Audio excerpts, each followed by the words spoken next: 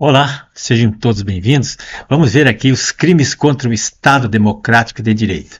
O que está acontecendo no Brasil hoje, pessoal, é a mesma coisa, ipsis literis, que acontecia na antiga União Soviética no tempo do Stalin, do ditador sanguinário Joseph Stalin.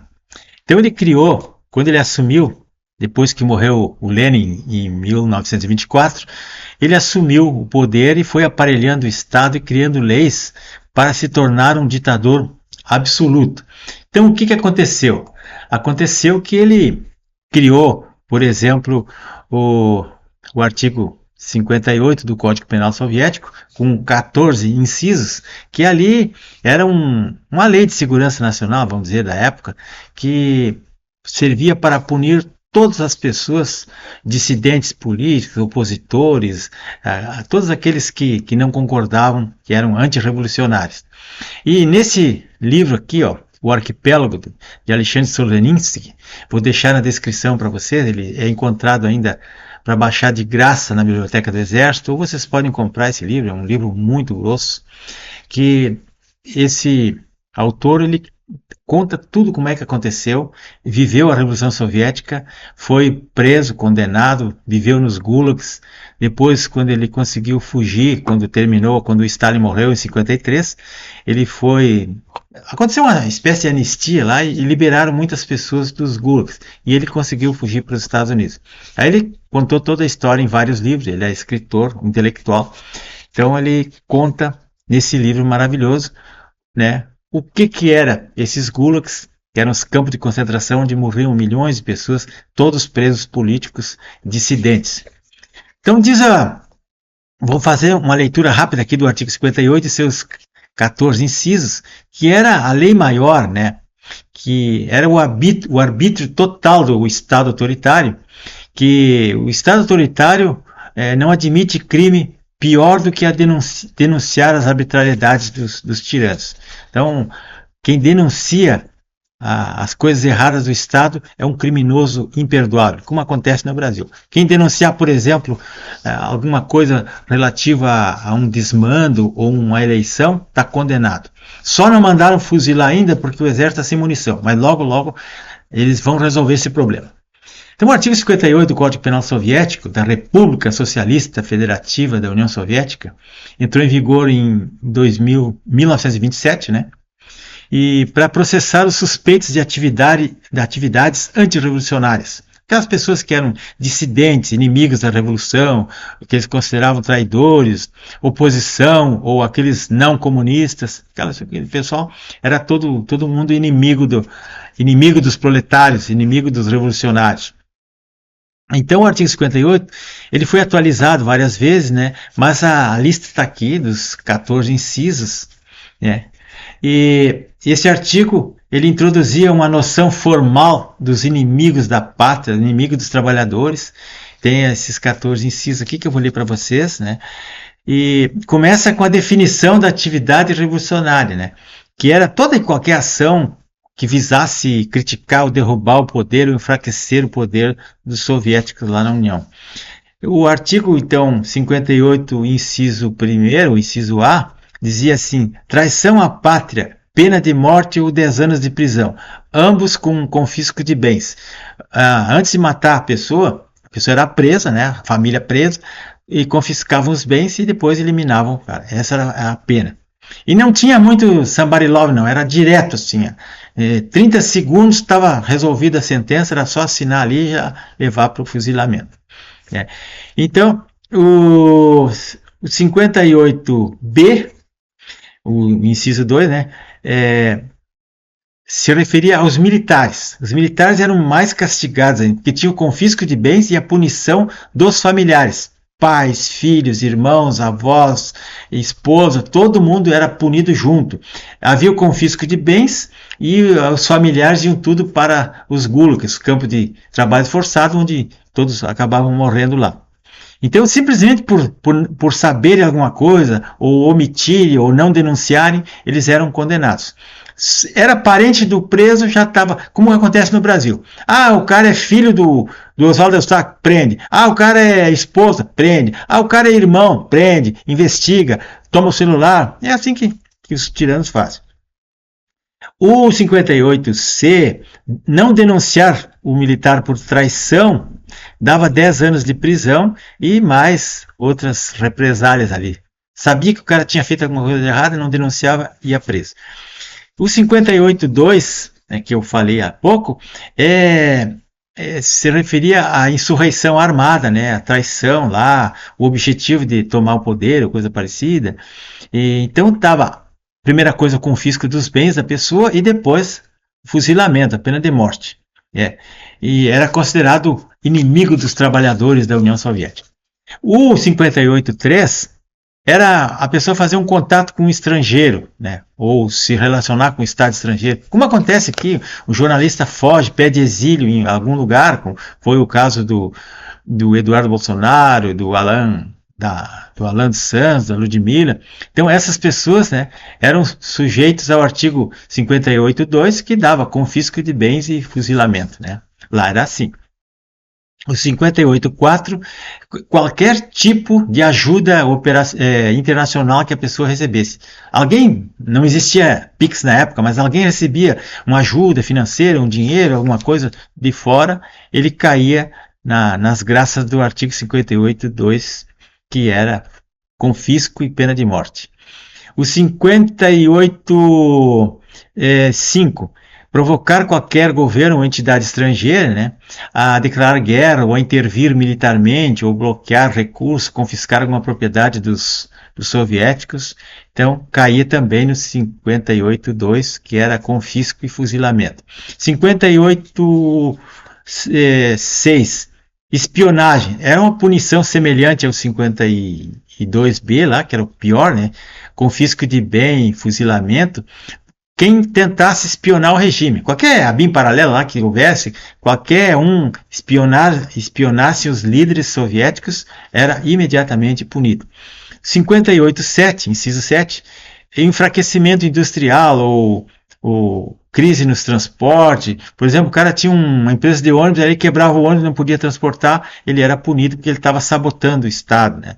Ou ele tinha uma plantação e a plantação, a colheita não dava, a vaca não dava leite, então ele era punido porque ele era responsável, ele estava sabotando a destruição de bens do Estado. Aí o 58.2, de novo, confisco e fuzilamento.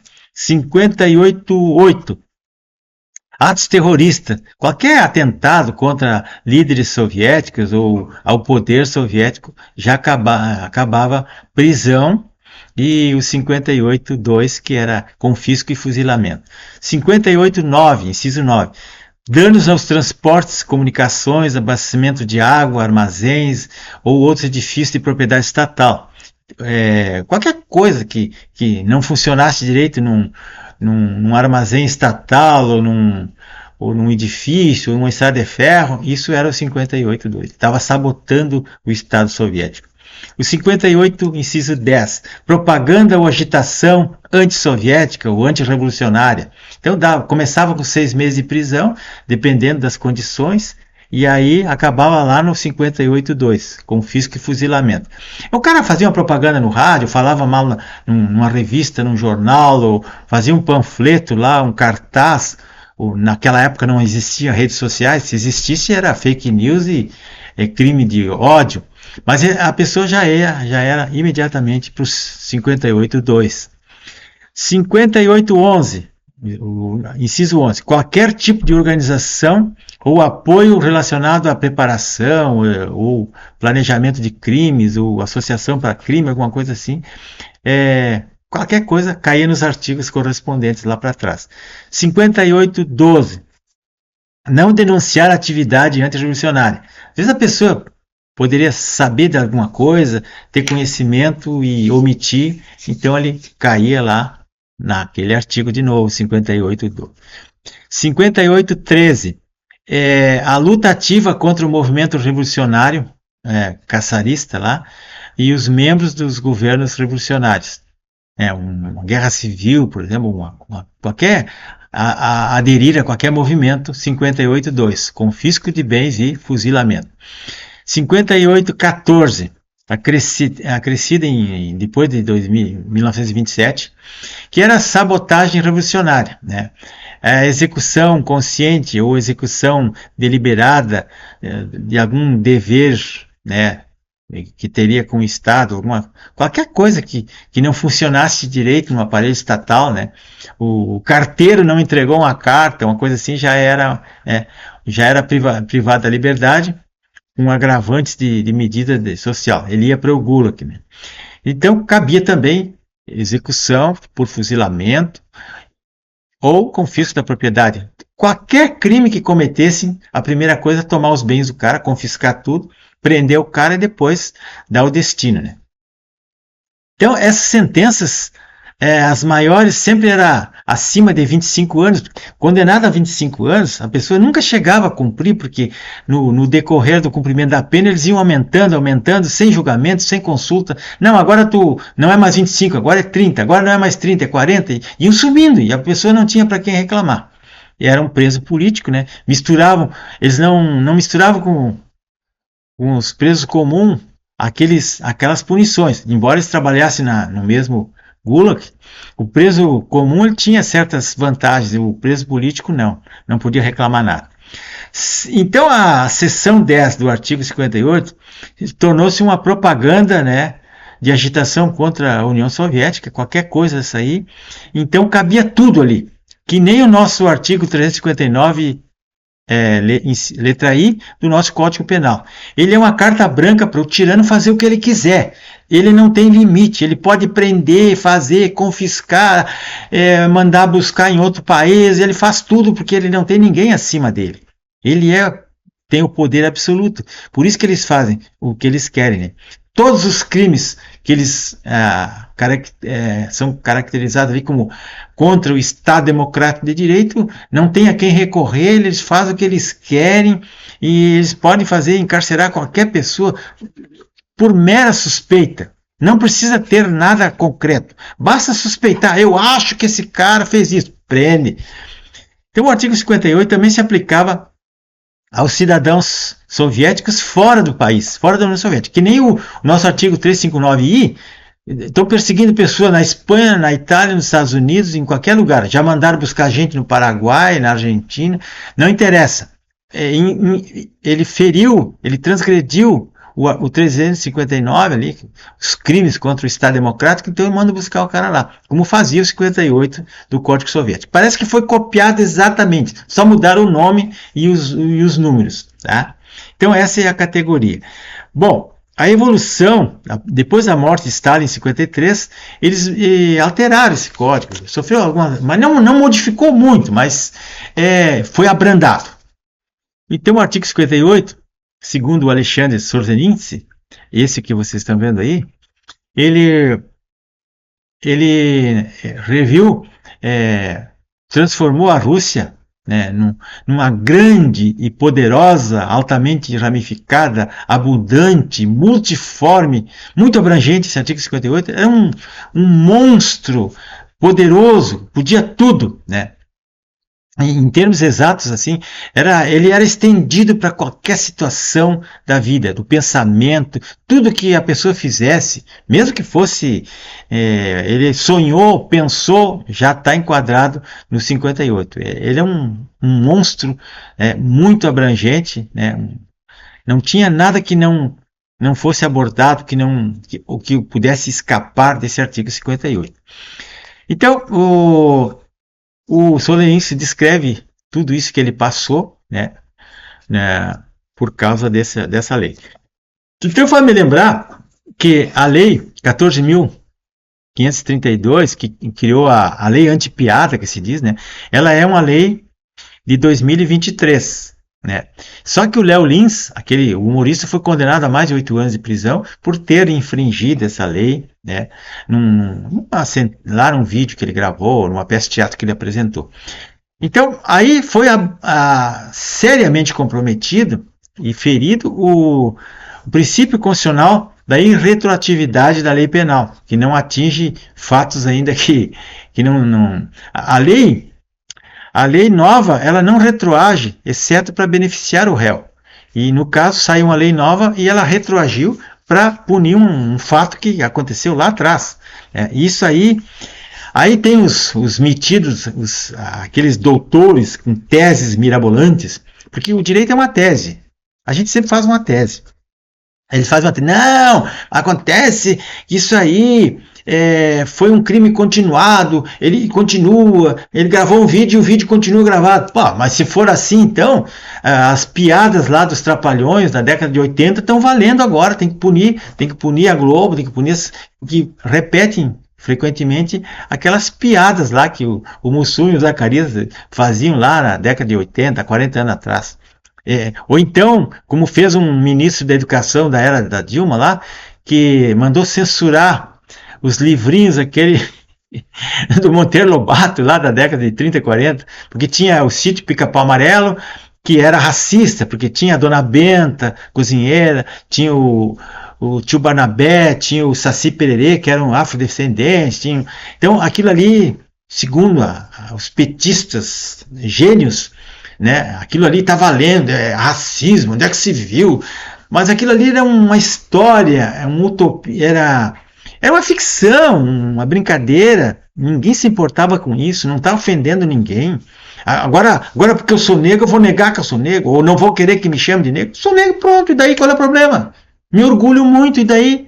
Mas na cabeça desse pessoal lacrador aí, eles ficam criando esse tipo de abuso, de arbitrariedade. Então, meus amigos, o assunto é muito longo.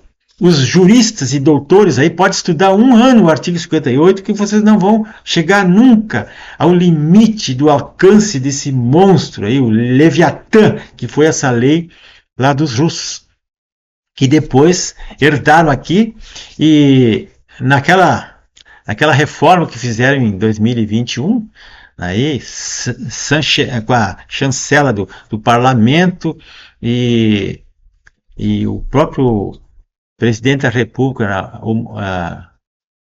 adotou, sancionou essa lei. Acabaram com a antiga lei da segurança nacional, que nem era tão severa assim, nunca ninguém ficou preso mais do que 3 anos. Aí passaram uma lei agora que é 1000 vezes pior e inseriram no Código Penal. E todo mundo aplaudiu. E agora vão se queixar. Não tem que se queixar. Tá ali, ó. Só eu fico rezando que o exército não tenha munição, que falte gasolina, que falte comida, que falte água, que falte luz, que falte telefone, porque daí enquanto faltar água e luz para o exército, para as Forças Armadas, nós estamos em segurança. Depois eu não sei. Deixo um filme para vocês aqui na descrição, tá? Um filme sobre o tirano vermelho, o Stalin. É um filme que está de graça no YouTube ali. Eu vou deixar aqui no link na descrição, por favor, vejam. E vou deixar esse livro aqui, ó, O Arquipélago Gulag, de Solzhenitsyn. É um calhamaço, um livro grande, né? Vocês conseguem até de graça esse livro. É obrigado a ler esse livro para você entender o que foi a Revolução Russa, que se espalhou depois pelo mundo, foi para todos os países do mundo, inclusive a China. Todo esse comunismo, esse progressismo aí que tomou conta do Brasil, que o nosso presidente se orgulha em dizer que ele é um comunista. E o resto eu não posso nem dizer aqui, porque também não vale a pena. Mas então vejam o filme, vejam o livro, e vocês vão ver o que aconteceu, por que nós estamos vivendo nessa situação. Está aí, estou mostrando aí, né, na tela para vocês, está aí na capa do vídeo, né, o artigo 58, que é uma lei hiper, mega estendido, né, capaz de atingir os pensamentos, atingir crianças, porque essa lei, me esqueci de dizer, que as crianças de 4, 5 anos iam para os gulag também culpados, toda a família era punida, as crianças também porque não entregavam os pais. Se uma criança ouvia o pai falar mal do Stalin ou criticar alguma coisa, a criança tinha o dever de denunciar, porque senão ela era punida também. O que uma criança entende? Né? Uma criança que não sabe nem ler, como é que vai entender as coisas? Mas o regime comunista é isso aí, pessoal. Tá? Meus parabéns aos envolvidos e parabéns àqueles que têm medo de dar um dislike ou um like. Parabéns, vocês estão indo muito bem. Um abraço em todos.